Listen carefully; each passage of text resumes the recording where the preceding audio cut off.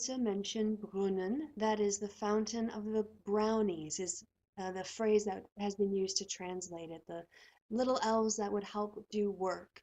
And there's a tale about the Heinzelmännchen in Cologne that talks about the times when there used to be Heinzelmännchen and people didn't have to work and they could just be lazy. But then something happened and the Heinzelmännchen went away, and now everybody in Cologne actually has to do work when the city is very sad.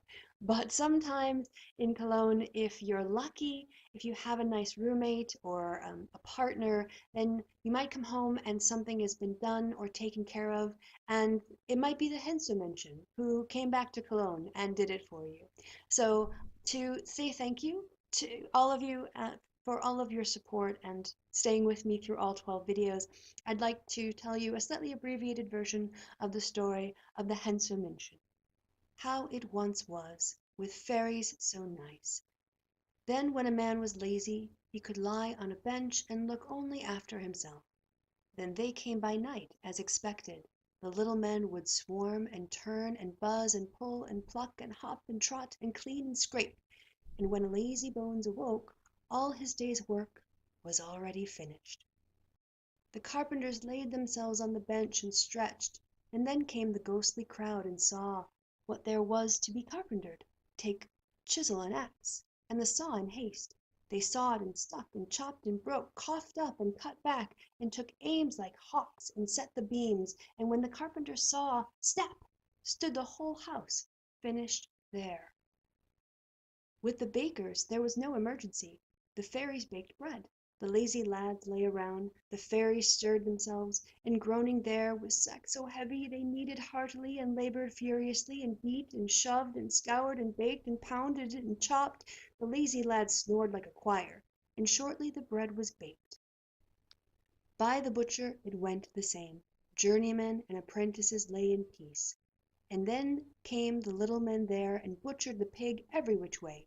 It all went so fast, like the mill wheel in the wind. They banged with cleavers, they sliced on the butcher's block, they rinsed, they rummaged and mingled and mixed and filled and wiped. When the journeymen opened their eyes, bang! The sausage hung ready for sale.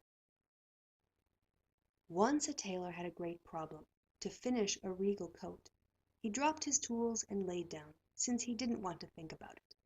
They slipped in, around the tailor's table. They cut and adjusted and sewed and stitched and fastened and fit and stretched and looked and pulled and jerked, and when the tailor awoke, the mayor's coat was all made.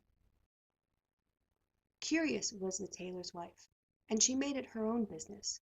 She strewed dried peas the other night, that the fairies might come to seek them out. One ventured out, and he was beaten in the house, and one came down the stairs and was caught by the tub. They fell from buckles, they cried aloud and shouted and screamed bloody murder. She left after them, hearing the noise, with a light shh, shh, shh. They were all gone. Alas, now they are all disappeared, and none here any more. One can't find the peace once had, but must do everything himself. One must be very diligent in one's own work now, and scrape and run and trot and spruce things up and iron and pound and cut and cook and bake. Alas, for it is not like it once was. That lovely time will never come again.